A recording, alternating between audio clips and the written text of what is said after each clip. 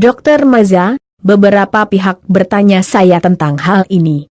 Sebahagian mereka bermaksud untuk menjadikan isu ini modal politik mereka bagi mencerca pihak-pihak yang tidak sebulu dengan hasrat siasah mereka.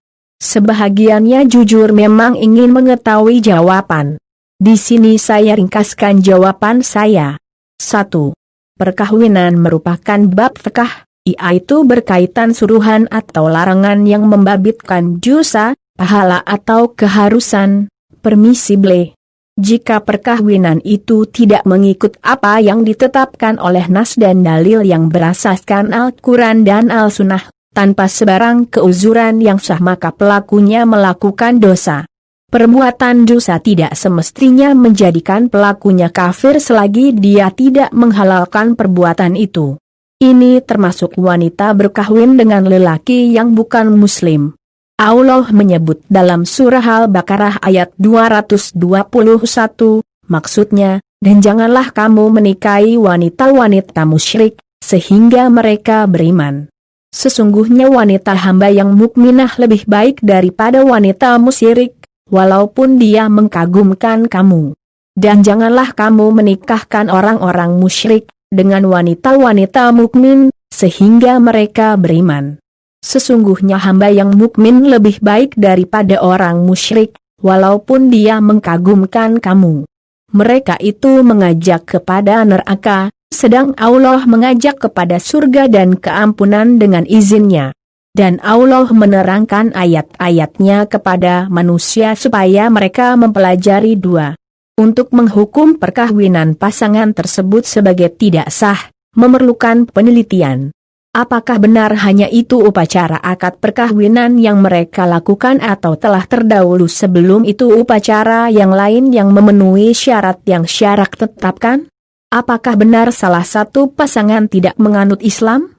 Hal ini perlu kepada semakan dan siasatan sebelum menghukum mana-mana pihak. Berhati-hati itu disuruh oleh agama 3. Perbuatan sujud kepada selain Allah adalah haram dengan sepakat para ulama. Pelakunya berdosa besar. Namun, apakah seseorang itu menjadi kafir dengan perbuatan tersebut? Perkara ini terbahagi kepada dua keadaan. Pertama, jika seseorang itu sujud karena ibadah, dalam arti kata mengagungkan yang disujudkan seperti Tuhan maka dia menjadi kafir. Kedua, jika dia sekadar memberikan penghormatan, tahiyah, tidak bermaksud ibadah, maka itu tidak menjadikannya kafir. Perbuatan itu dilarang dalam syariat Nabi Muhammad SAW. Ia diizinkan pada mereka yang terdahulu seperti sujud malaikat kepada Adam, lihat, surah Al-Baqarah ayat 34 dan banyak ayat lain, sujud kaum keluarga Nabi Yusuf kepada baginda semasa berada atas singgasana kerajaan, lihat, surah Yusuf ayat 100, dan beberapa peristiwa yang lain. Itu semua adalah sujud penghormatan bukan ibadah. 4.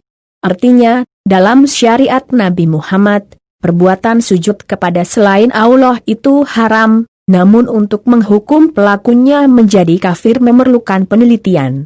Kata Al-Imam Al-Syaukani, meninggal 1250 dalam Al-Sail Al-Jarar, ketahuilah bahwa menghukum seseorang muslim keluar dari agama Islam dan menjadi kafir, itu tidak sepatutnya dilakukan oleh seorang yang beriman dengan Allah dan hari akhirat kecuali dengan bukti yang lebih terang daripada mentari di siang hari. Ini karena telah sabit dalam hadis-hadis yang sahih yang diriwayatkan daripada sekumpulan sahabat Nabi bahwa sesiapa yang menyatakan kepada saudaranya wahai kafir maka ia akan kembali kepada salah seorang mereka. Kemudian Al-Imam Al-Syaukani mengulas tentang sujud kepada selain Allah, kata beliau, hendaklah dikaitkan bahwa sujud seseorang itu bertujuan karena rububiyah, ketuhanan, pihak yang dia sujud kepadanya. Maka, dengan sujud itu dia telah mensyirikkan Allah dan menetapkan bersamanya Tuhan yang lain. Adapun jika dia tidak bermaksud kecuali memuliakan pihak yang disujud, seperti yang terjadi pada orang yang masuk kepada raja-raja asing di mana dia mencium tanah sebagai memuliakannya. ini bukan kekufuran sama sekali.